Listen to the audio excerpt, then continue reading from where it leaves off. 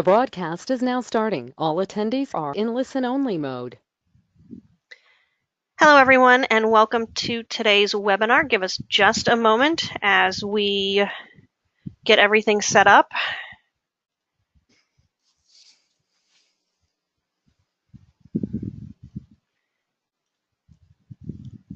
There we go. All right, so I would like to introduce Greg Core, the Division Director for Monitoring and State Improvement Planning with the Office of Special Education Programs. Greg? Thank you, Jennifer, and welcome everyone to our September, is it really September? It is, September National TA Call. We're really excited today to hear from ECTA and Daisy on enhancing state early childhood system infrastructure. Before we get into that, a brief announcement here on the SPP APR. As we announced during the leadership conference earlier this summer, the department will be extending the current SPP for an additional year, so for a 7th year.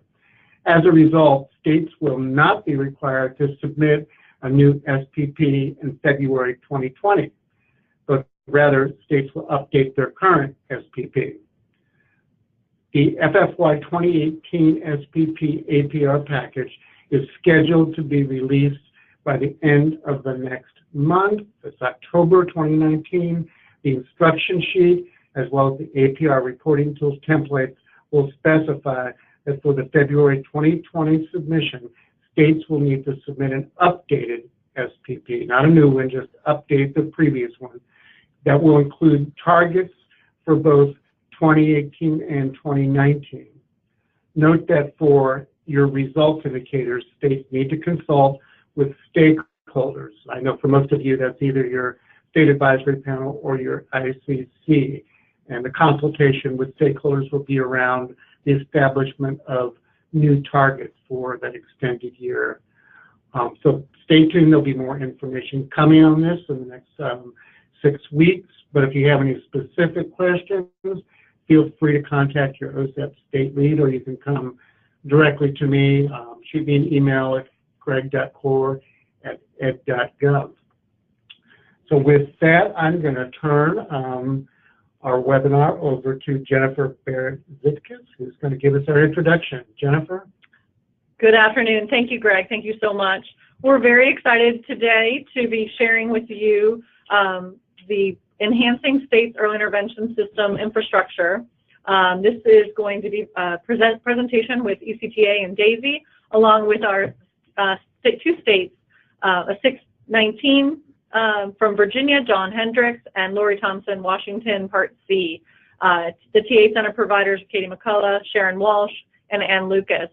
They're going to be describing how states are using the their tool to enhance the services that they're providing for infants, toddlers, and preschoolers. So with no further ado, I'm going to turn it over to Katie, who's going to begin the webinar. Katie. Thanks so much, Jennifer. Welcome, everyone. We're so excited that you're here to join us today to learn about how states are using the system framework to enhance their infrastructure and overall quality of their systems. As Jennifer mentioned, we have 2 states joining us from Washington and Virginia, and we also have TA staff from the ECTA and Daisy centers to provide information about TA resources and supports related to improving the quality of Part C and Section 619 systems. We're going to hold questions till after the state presentations today, but if you have questions as we're going along, please just enter those in the chat, and we'll be sure to address them when we get to the Q&A. So our purpose for today's webinar is to provide state examples to illustrate the use of the framework as a useful resource for enhancing Part C and 619 systems. Next slide, please, Jennifer. We know that state infrastructure plays a critical role in supporting local systems and ensuring the provision of high-quality services. State infrastructure includes important functions like providing personnel development, planning for fiscal sustainability, developing guidance documents, and delivering TA to districts and local programs. If we agree that state infrastructure is critical to ensuring high quality services and outcomes, then we need to understand what high quality state infrastructure looks like. And that's really what the system framework does. It describes what we mean by a high quality state system. Next slide, please, Jennifer. The overall purpose of the framework is to guide states in evaluating their systems and to identify areas for improvement. The key audience for the framework is State Part C and Section 619 coordinators and staff, although we know that other key staff and leadership in states will need to be involved and have been in the past, and that's been valuable experience and contribution. Finally, it's important to note that the framework was developed collaboratively with partners in the field. We had 6 state teams help us, our partner states, in the development of the framework, as well as TA partners and other national experts. It was developed through an iterative 2-year process where we repeatedly revised, drafted and revised the content, and ultimately tested it with our state partner teams. Daisy led the development of the data systems component, ECPC and ECTA co-led the development of the personnel workforce component, and ECTA led the development of the other 4 components of the framework. Next slide, please. Thanks. A high-quality state system has 6 interconnected components that work together to support local systems, to implement evidence-based practices, and ultimately achieve positive outcomes for children and families.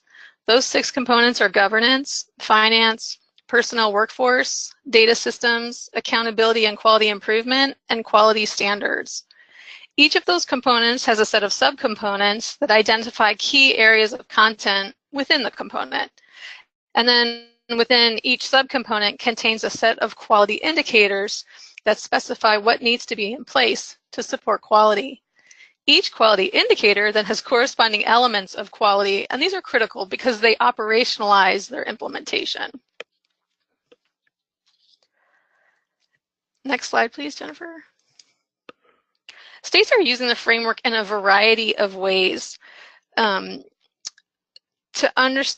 using them to understand state systems, to identify strengths and needs, to get on the same page with stakeholders for improvement planning, and for evaluating and documenting improvements. Some examples of these are what's maybe initiated this work is through state initiatives for improvements such as work around PDG in states and the OSEP work that states have undertaken. States are using the framework in part or in whole, either by full component, subcomponent, or quality indicator at various levels. Next slide, thanks. A state can use the framework in a lot of different ways. A suggested process is to start with selecting a component to focus on and identifying the right stakeholders to work together on the self-assessment. The self-assessment results provide a current status snapshot to help prioritize state improvement efforts. The process itself encourages participants to engage in rich conversations about the current status of the system, and the scoring and evidence made available provides data to inform priorities and to measure progress over multiple points in time. After the stakeholder group completes the self-assessment, they review the results and use the data to help set priorities. With those priorities in mind, the group can develop a plan for improvement and begin to implement that plan. Over time, we would recommend that states reassess periodically to determine progress and to continuously revise the plan based on updated context and data. Now I'm going to turn it over to Sharon, who will introduce our state presenters. Sharon? Next slide, please. Thank you, Katie. One of the other differences that we find is that some states use the framework on their own, pulling their stakeholders together, using the framework to do the process that Katie just described, and others request technical assistance to have somebody facilitate and help them work through allowing the state team to be on the group that's preparing and completing the self-assessment. So at this point, we are very pleased to highlight 2 states that are using the tool and have used the tool in slightly different ways. One, to enhance the overall state system and help with system redesign, and the other state's going to share with you how they're working using the framework to use one very specific component to talk about enhancing their data quality and their data use. And so let's start with Lori from Washington Part C. Lori Thomas is going to share with us how you've used the framework, Lori, to really embark upon some pretty significant state system change. Could we go to the next slide? All right, thank you, Sharon. We can go ahead and move on to the next slide. So the state of Washington's early intervention program, which is the Early Support for Infants and Toddlers program, has a very unique structure. Our lead agency, the Department of Children, Youth, and Families, or DCYF, receives the federal dollars, and that is about $10 million to operate the program, and is responsible for administering and overseeing the implementation of Part C. DCYF contracts with 28 local lead agencies who coordinate early intervention services and either provide or contract for those services. The state early intervention dollars, which are around $110 million, however, are appropriated to our state education agency, the Office of the Superintendent of Public Instruction. OSPI disperses these state early intervention dollars to school districts, and there are 295 districts in Washington. Those districts are then statutorily required to either directly provide or contract with other provider agencies to deliver early intervention services that are funded through OSPI. This structure has had a tremendous impact on the lead agency's ability to both account for the use of state funds and provide support and oversight to providers.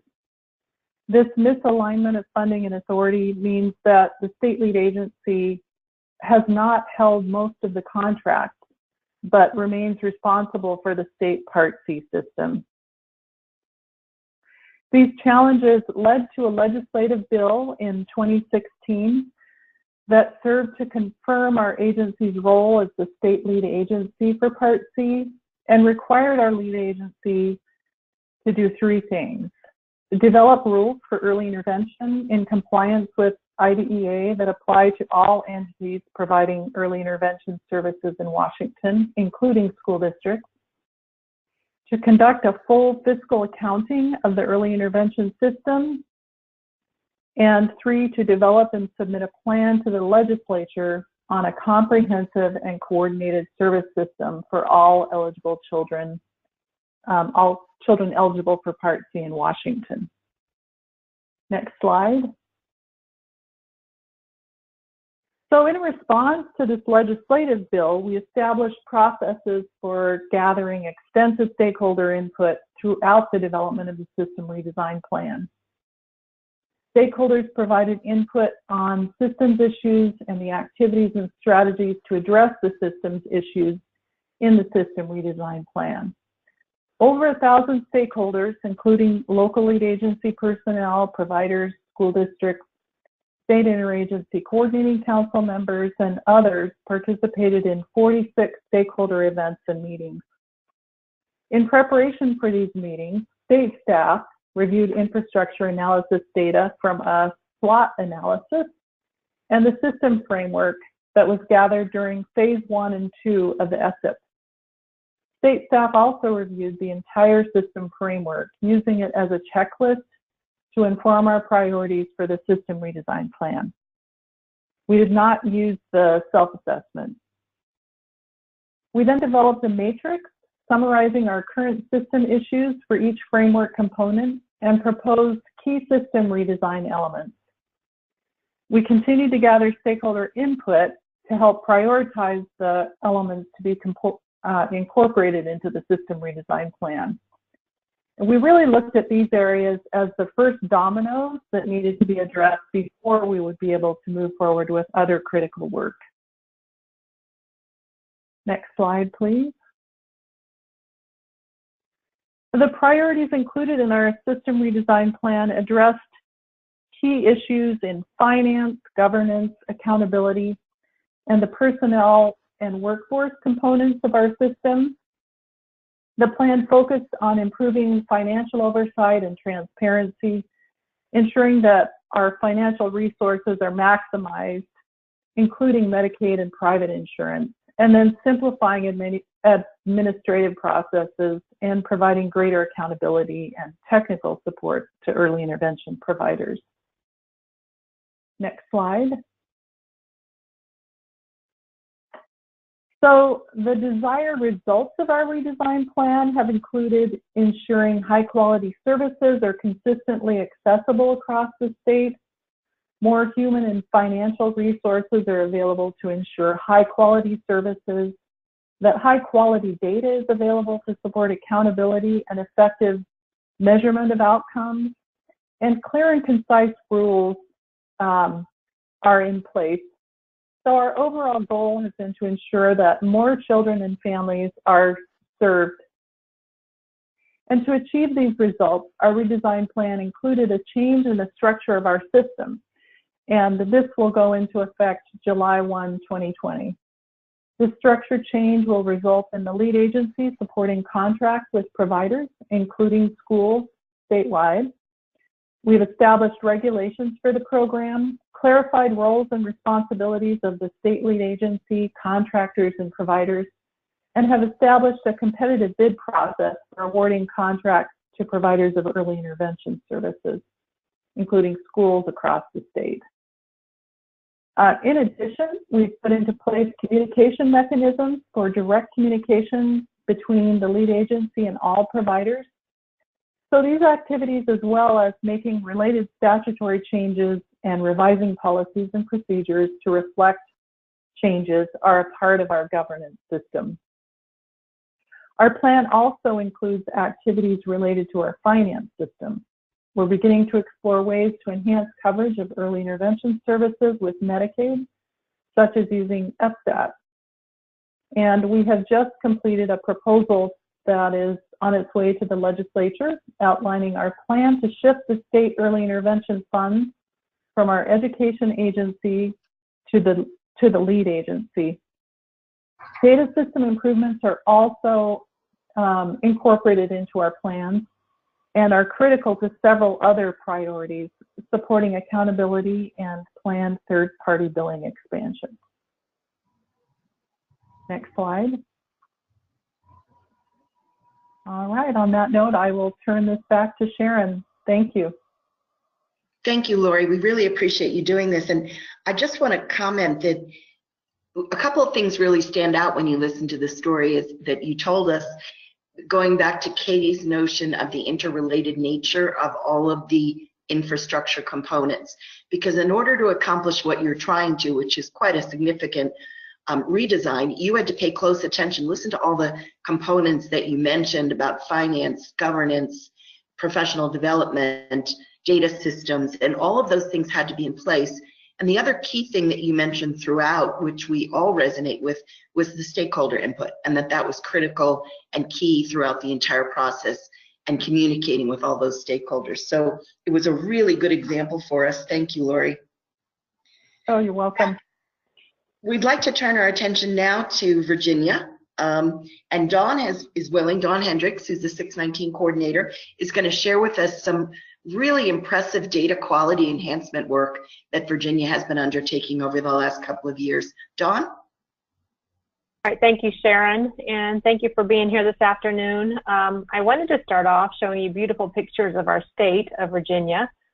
We have a very diverse state. We have the Blue Ridge Mountains, we have the urban areas up next to Washington, D.C., and of course we have our beautiful beach, which fortunately still looks like that even after Dorian brushed our beaches. We can go ahead and forward, please. So I wanted to start with, as Sharon mentioned earlier, we really zeroed in and focused on data quality, where the presentation before me was really more comprehensive. This is going to be more about improving data quality. And we had the honor of being a part of a TA system, the Daisy Powerful TA, where we were able to use the system framework. And the reason why we jumped into this is a number of reasons, actually. The first two probably resonate with a lot of you. Number one, I was a brand new 619 coordinator. I can really remember about day 5 on my job, someone from the data team coming to me saying, there's this TA opportunity, would you like to join? And we did, and it was a really good choice for us to do that and to use the system framework, as it really just kind of pushed me into our data system. I don't think there's a lot of people that jump into the role of 619 coordinator, and that's the first thing they do is wrap their arms around all the data systems, and it really forced me to do that. Additionally, we had a new director of special education program improvement. But beyond having some new people in different positions, we also wanted to really increase our knowledge. We needed to understand our systems, and we needed to have a common understanding of our systems. And then to piggyback on that, we wanted to improve the integration and alignment of 619 and 611 data. And as we got into this and really looked at 619 data, we zeroed in on B6 and B7. B6 is our indicator 6 for those of you who are not aware, which looks at early childhood placement, and B7 looks at early childhood outcomes. So ultimately, what the Virginia Department of Education wanted to do is to have a more reliable data collection process and a means to increase understanding among local personnel about how to accurately collect and report data, and then also to be able to better use the data for program improvements. Next slide. So with our TA, we identified intended outcomes. The first one listed here is really an overarching outcome, and that's to improve the accuracy of collected data for indicators 6 and 7, with a focus both at the state level and the local level. We have to think about the cascading system as we look at data collection, and so we couldn't just focus on state, but instead wanted to focus at state and local levels. Our outcome area 1.1 is to investigate indicator B6 data, metadata, and associated processes, and develop plans to improve accuracy and alignment. And then we had the same outcome for indicator 7, which again is early childhood outcomes. Now, these outcomes are broad, but it was purposeful, and it actually served us well, as it gave us the flexibility that we needed as we got into the systems framework. And as we really looked at our needs, as we really looked at our strengths, and then we're able to determine a plan of action after that. Next slide. So the system framework, for those of you who are not familiar, really outlines and explains the elements of a high-quality data system in great detail. And it's designed to help you to evaluate your current data system. As Katie said earlier, it has a focus on 619 level data, so it's really very personal, and you can really apply it to your own situation. What we did with the system framework is we did 2 ratings, one time at the beginning of our TA process, and during the time 1 rating at the beginning of the cohort process, this was really intended to bring our state together, to think critically, to discuss our thoughts, and then to come to agreement. That's where we had to start. We really had to come to agreement about our strengths and weaknesses before we could say what we wanted to tackle and what we wanted to do to make improvements. And then, of course, the time 2 rating. The time 2 rating was done at the end of the cohort, and that looked at change over time. Now, we found that the ratings and the system framework did just that. By completing it at the beginning, our team, our state level team, was able to come to agreement. We had very rich and robust conversations about our data system. Again, I can speak very personally, being someone new to the Department of Education and being someone new to the 619 position. It was quite the educational process to really step-by-step delve into our data system and learn more about it. But we were also able as a team to identify areas of need, and it really created a baseline for us, a baseline of where we were, and allowed us to translate these needs into goals and into action steps. Now the time to rating showed us where we had improved, but it also allowed us to do that again. Okay, what's our new baseline? What's our new measurement so that we can move forward and continue improving? Next slide.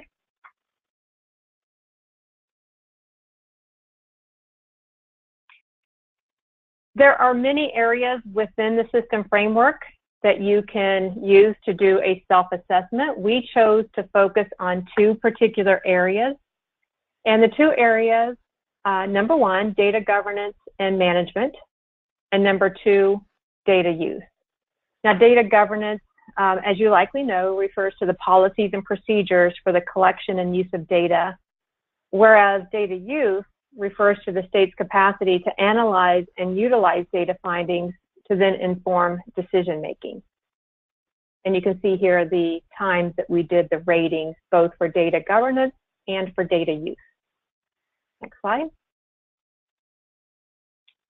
So what I would like to do now is show you our results from time 1 and time 2. And this also just gives you an idea of how detailed the systems framework really is. So again, there are many different areas within the systems framework, but looking specifically here at data governance and management, you can see our time 1 and our time 2 ratings. With this particular area, you'll note that we really noted that we had improvement in only one area, and that's area number 5, where 619 state staff implement monitoring procedures and technical assistance to ensure consistent application of data quality and integrity policies. Now, that was at the end of a 2-year TA cycle when we completed time 2 rating. If we were to complete it again today, we would see growth in this area that went beyond that TA opportunity that we had. We would see additional growth in area number 5 as we've continued to work there. But we would also see growth in area number 4, which is really looking at data governance policies. And that's something that we've put a lot of energy and a lot of focus on since the TA as well, using the system framework to really guide what we're doing in the areas where we want to improve. Again, setting the plan in action and chipping away at those action steps. Next slide. Now this slide shows our progress and our changes over time regarding data use. And you can see here that we had many more changes as it related to data use. In particular, looking at area 4, state staff or the representatives disseminate data products to users to meet their needs. Number 5, state and local staff use data to inform decisions. And number 6, state staff support the use of data at state and local levels. These were 3 areas we chose to focus on intensively. As I mentioned earlier, we really wanted to work on both state level data as well as local level data, and this was a way for us to do that with the data use component. Just like with data governance, if we were to redo this rating today as a team, we would see a tremendous amount of growth on our progress towards data use. We would see growth on area number 3. That's been an area that we've continued to work on. As 619 staff prepared data products to promote understanding of data and inform decisions. So one of the things I'll mention about data use and some of the elements that you see here within the system framework is we came to the conclusion pretty early on that that local piece was really important, which of course many of you realize that. But if the local folks who are collecting the data, who are reporting the data, do not have an understanding of it, then how can we possibly trust the data integrity once it gets to us and we're reporting it on to the federal government? So again, this is an area where we've chosen to spend a lot of our time because the integrity starts at the point of entry. And this was a way that we really focused on that local data to ensure the understanding, to ensure the mechanisms of reporting, and to understand the procedures for collecting data, and then of course, how that is sent on to the Department of Education. Next slide. All right, this slide real quickly, I showed you our 3 outcomes on a previous slide. This slide just simply shows you the progress that we made towards those 3 outcomes during our TA with Daisy. Ultimately, outcome number 1, which is to improve the accuracy of collected data for indicators 6 and 7, is in progress. Even today, long after that TA has ended, we would still say that's in progress. We see that as something that we continue to work on and that we want to continue to improve the data accuracy. Next slide. All right, so I have provided on this slide some of our outcomes. So what are some of the specifics that we accomplished by using the system framework and, of course, receiving the TA, but through the system framework, really identifying the action steps we needed to put into place. I'm not going to go into all of these, but hit some of the highlights. We developed a number of tools for indicator 6 reporting. One of the things, I said this earlier, but one of the things we realized right away is that there were some concerns with the integrity of the data being collected. There wasn't a common understanding of definitions in indicator 6. There wasn't a common procedure for collecting the data, those sorts of things. So we created several tools to really create consistency across all of our school divisions as they're collecting and then reporting indicator 6 data. Same thing with indicator 7, really putting together a number of resources related to indicator 7, early childhood outcomes.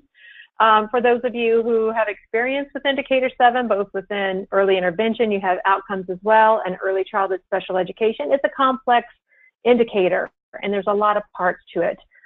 So we have put a lot of effort into developing resources, and one of the first ones that we did is a webinar on procedures specific to Virginia.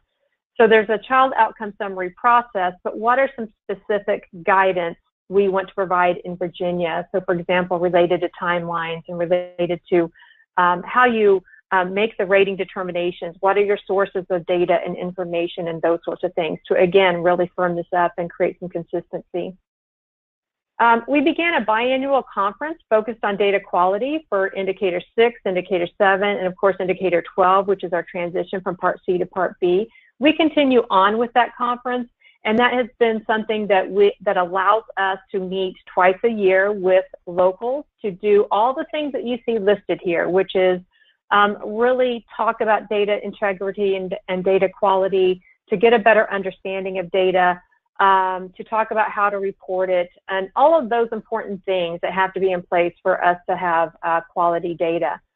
One of the things that I will note that we did early on is that we held focus groups with our localities to really have an understanding of their knowledge and their procedures and their processes. There were a lot of assumptions, and so we really had to start with what is the common understanding of the localities, and that was a tremendously beneficial activity for us to go through as well and help to inform our system framework.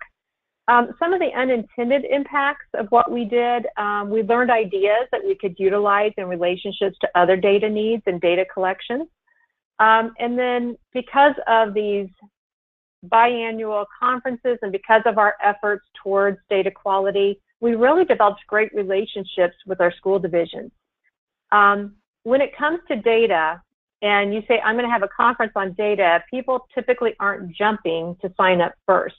But what we found is by honestly really empowering early childhood administrators, early childhood special ed administrators, and saying this is your responsibility and this is how it can impact child outcomes, and making those connections, we developed great relationships and had a lot of interest and motivation towards improving data systems at the local level. Next slide. And this slide really just speaks to that.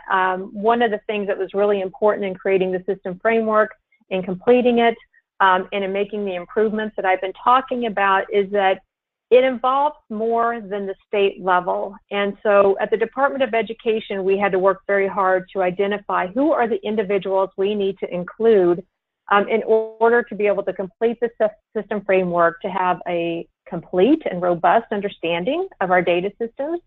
And so I listed some of those folks here: the Director of Special Education Program Improvement, the Assistant Director, our Data Manager, the 619 coordinator, and I could have listed many more. We have an information management team.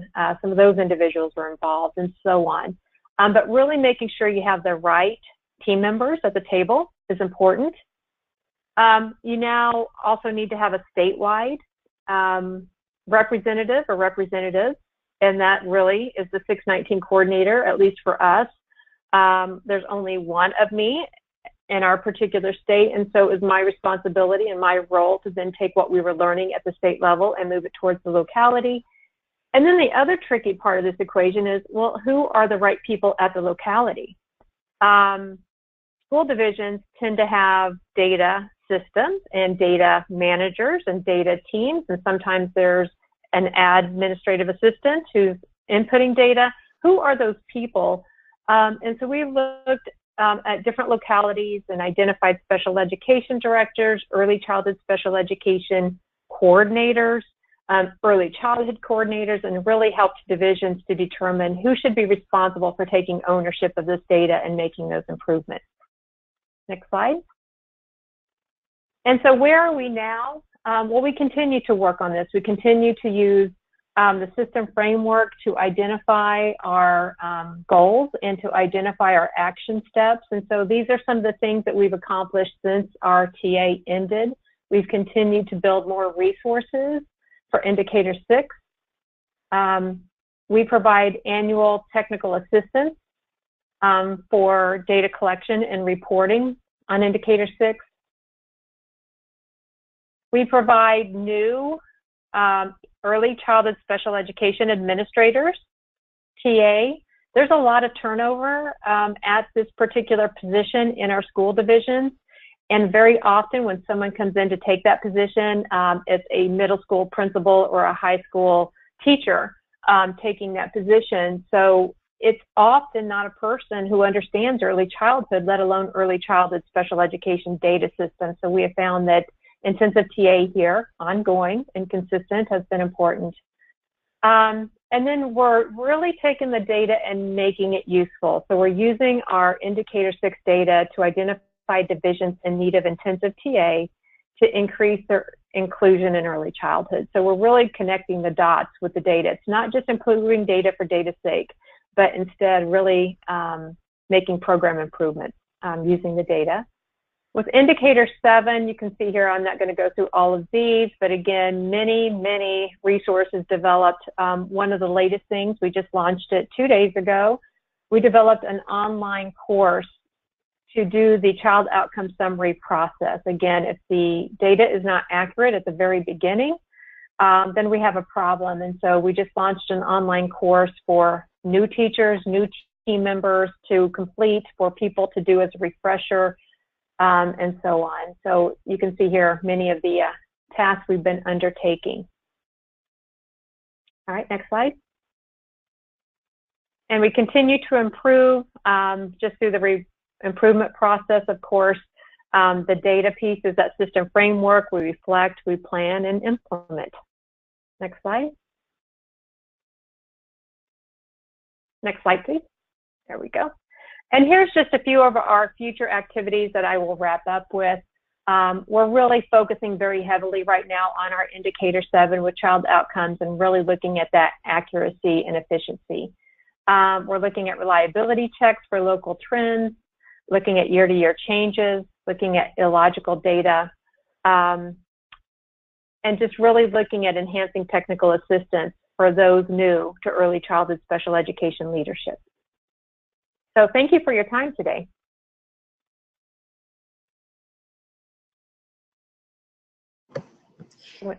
Jennifer, I believe we're going to pause for questions right now. We have one question that has come in so far, and it was, what were the greatest lessons learned?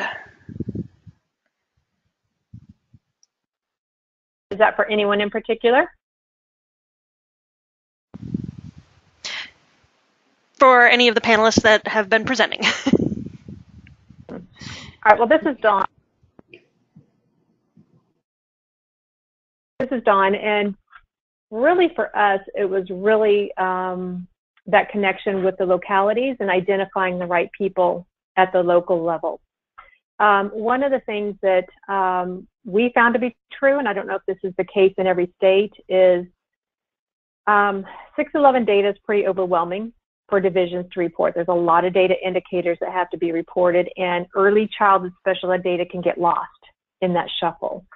And so really working with the localities to identify who are the people, and it might be a person in some of our smaller school divisions, but who are the people responsible for that data, and really helping to educate them. And I used the word empower earlier, which I like, because it's really empowering them. And as I said earlier as well, making that connection between if you improve your data systems, you can improve your programs and you can improve your child outcomes.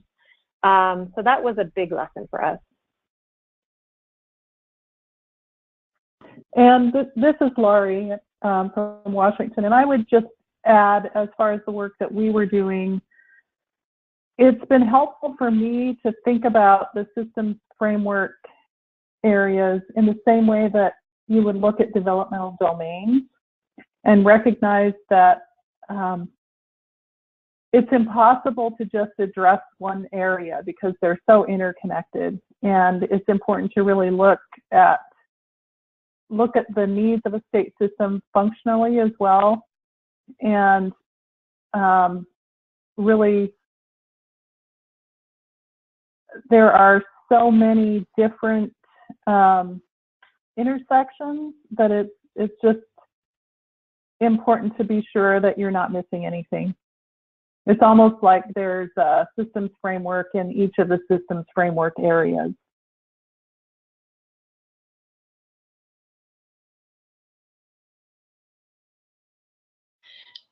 Lori and Dawn, this is Sharon. I wonder, you've both used the framework extensively in different areas. I'm wondering if there are other components, and maybe not, but are there other components that you have considered using for different challenges, maybe related either to general program improvement, Dawn, or to your SIP, Lori? And the other piece I'd love to hear more about is, are you finding that the stakeholder groups that you're engaging are appreciating the scope and the work you have to do to actually use the framework the way you've described it to get the most out of it? Any lessons learned about describing it to stakeholders, or if there's any future components you're thinking about?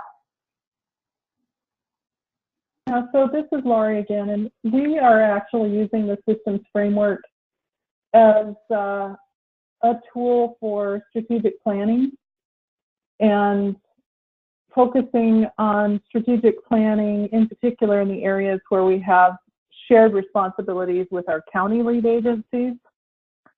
And it's been really useful as a tool for that. We have also built our state team around the systems framework, so all of our positions are really wrapped into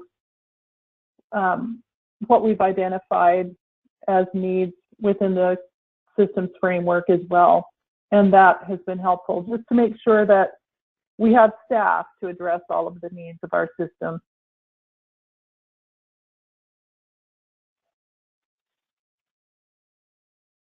Thanks, Lori. And Sharon, for us, that's definitely on our short-term list to really bring in more stakeholders and to include those as we move forward with the system framework. I appreciate that. Well, one of the things we've noticed, probably very anecdotally, is that sometimes when you have the state and local stakeholders working with you, sometimes you find the local people are encouraging you to be more positive about all your hard work and not be so hard on yourself. And other times they serve a different role where they might be challenging you more, but we've seen both. And I imagine both are pretty important in the work you're doing. And Sharon, I would say that the systems framework is helpful in creating more understanding around what's involved in supporting a state system. And so I think it helps us when we're working with stakeholders just to support that understanding. That's a really good point, Lori, because, and it's something really to what you said earlier and what Dawn said. Dawn said it was a good learning tool for her in her new position. And what you're saying is you can use it as a tool where local folks and other stakeholders begin to understand more how complex systems are and all the key factors you need to move them. Yeah, absolutely. Jennifer, I assume we don't have any other questions at this point.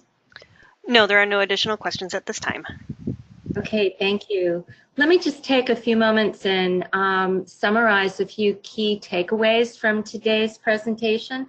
One thing that I really want to emphasize and that we heard from Katie is that the framework can be used as an entirety. You can use just a component of the framework, a subcomponent of one of the components, or even down to a quality indicator level. States can also use the self-assessment or not. Regardless of whether you use the self-assessment or not, the framework can help identify any potential issues within the framework or within the system, and also to help guide the types of improvement activities that you might be able to use. If you do use the self-assessment, however, you are able to collect some clear qualitative and quantitative data between time 1 and time 2. And I think Dawn really emphasized and showed some of the data that they've collected that way. One thing that we know is that systems improvement is extremely complex, and the framework as well as TA support are available to help with that complex work and to support any state that might want to delve into their system and make improvements. Jennifer, let's go to the next slide. I'm really delighted to share with you a new resource that we're publicly releasing today. It's called the Quick Start Guide. This product is designed to really help state leaders scan their system. And the guide itself is organized by the 6 components of the system framework. And under each of those components, there's a series of 5 or 6 questions. And so you can respond to each of the questions by yes, no, or not applicable or not sure response. Based upon that, you're able to target areas where you might want to delve deeper into the system framework to uncover a starting point. Obviously, we hope that states will use the whole system framework at some point in order to improve their overall system, but we really felt that coming up with kind of a guide that would help states know where to start would be a very helpful tool. Let's go to the next slide. Some other resources that are available, obviously on the ECTA website and the DAISY website, is the framework itself, and of course the self-assessment tool, and now the new Quick Start Guide is also there as well. But there are a couple other resources that I wanted to point out to you. There are state scenarios based upon the different components of the framework.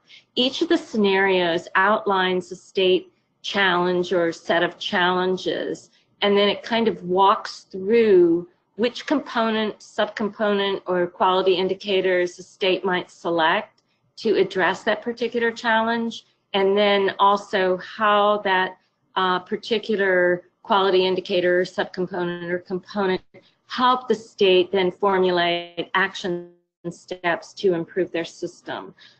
There's also a glossary of terms, and there's also a list of resources that are available for each of the components. And as I mentioned, we hope that you will explore these resources on both ECTA and DAISY websites. And the next slide. And we'd really like to thank you so much for being a part of the call today. and hearing about the highlights of how the system framework can be used in the context of state system improvement. And we also encourage you to reach out if you have any questions, not only to Katie, Sharon, and myself, but also to Laurie and also to Dawn. So thank you very much.